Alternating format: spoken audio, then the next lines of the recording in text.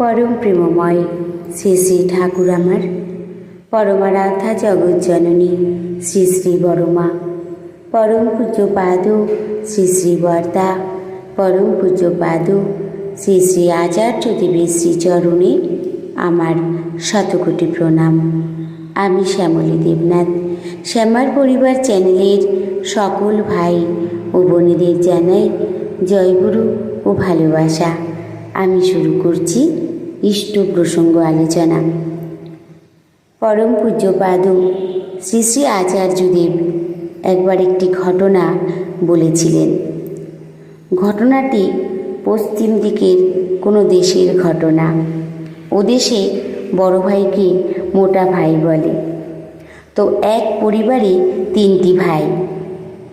বাড়ি বিষয় সম্পত্তির ভাগ বাটোয়ারা নিয়ে তাদের মধ্যে ভীষণভাবে বিবাদ। কোনো মতেই তারা ফয়সালা করতে পারছে না।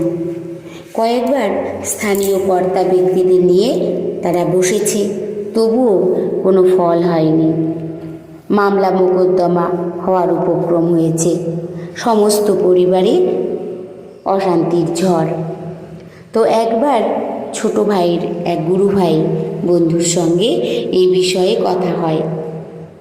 তখন সেই গুরু ভাইটি তাকে বলেন, তুই এক কাজ কর, তুই মোটা ভাই বনে যা। মানে বড় ভাইয়ের ভূমিকা পালন করতে বললেন। আর একান্তে কিছু পরামর্শ তিনি দিয়ে দিলেন। বাড়ি ফিরে ছোট ভাই 2 দাদার সঙ্গে কথা বললেন। ঠিক হলো তারা 3 জনে একান্তে বসে মীমাংসা করবে। যথাসময়ে তারা একত্রিত হলেন।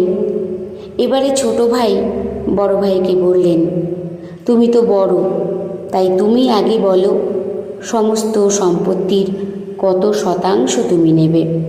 তখন বড় ভাই বললেন, আমি অনেক কষ্ট করে এসব রক্ষা করেছি, তোমাদের বড় হতে সাহায্য করেছি, আমাকে 40% দিতে হবে।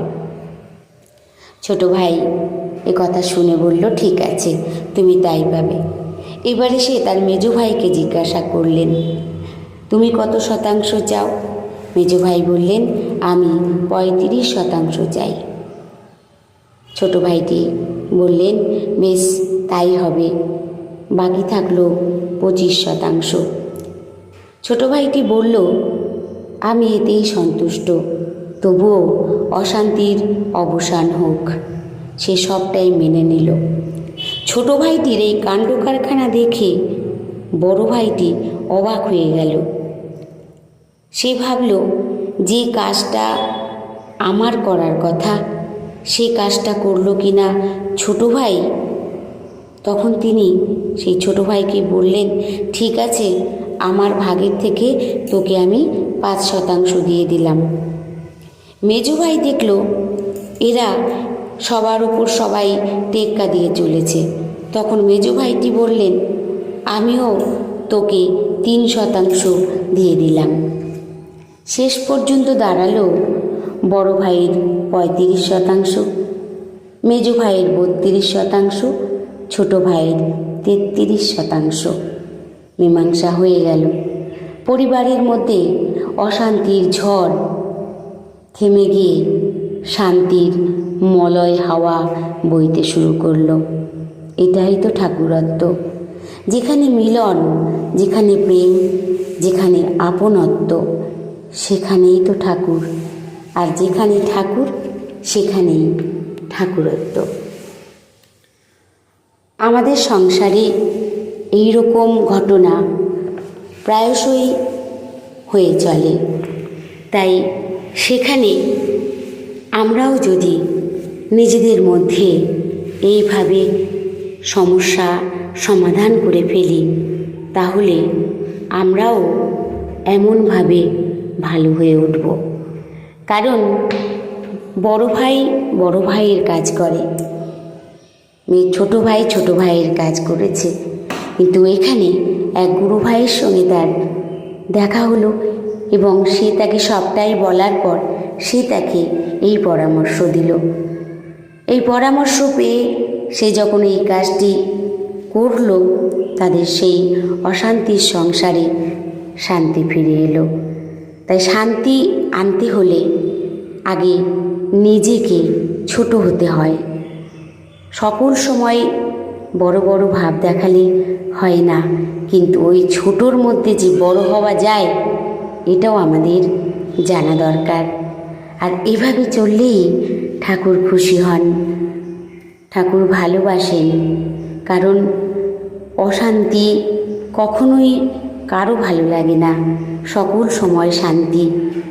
তাই শান্তি থাকার জন্য আমরা পেয়েছি পরম প্রেমময় শ্রী শ্রী ঠাকুর অনুকূল চন্দ্রকে।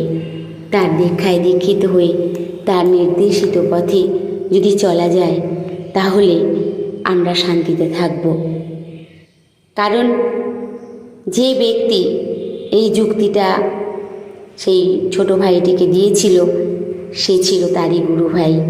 তাই গুরু ভাইদের সঙ্গে সকল সময় এমন আন্তরিকতা থাকাও প্রয়োজন, সেই সমস্যার সমাধান করাও প্রয়োজন। তাই ঠাকুর বলেছেন, একা কখনো বাঁচা যায় না, সবাইকে নিয়েই বাঁচতে হয়। আর সবাইকে নিয়ে বাঁচলেই ঠাকুর খুশি হন। আসুন আমরা প্রত্যেকে চেষ্টা করব সকল সময় ঠাকুরের নির্দেশিত পথে চললে যাতে আমরা ভালো থাকি, সেই চেষ্টা। শুধু চেষ্টা করলেই ভালো থাকা যায়। যদি সম্পূর্ণভাবে কাটাই করা যায় তাহলে তো কোনো কথাই হবে না। আমরা কেবলমাত্র চেষ্টা করি ঠাকুরের নির্দেশিত পথে চলার জন্য, আর তাতেই আমরা শান্তি পাই, স্বস্তি পাই। সবাই ভালো থাকবেন, সুস্থ থাকবেন। পরম দয়ালের শ্রীচরণে আমি সকলের জন্য মঙ্গল প্রার্থনা করি। জয় গুরু, বন্দে পুরুষোত্তমম।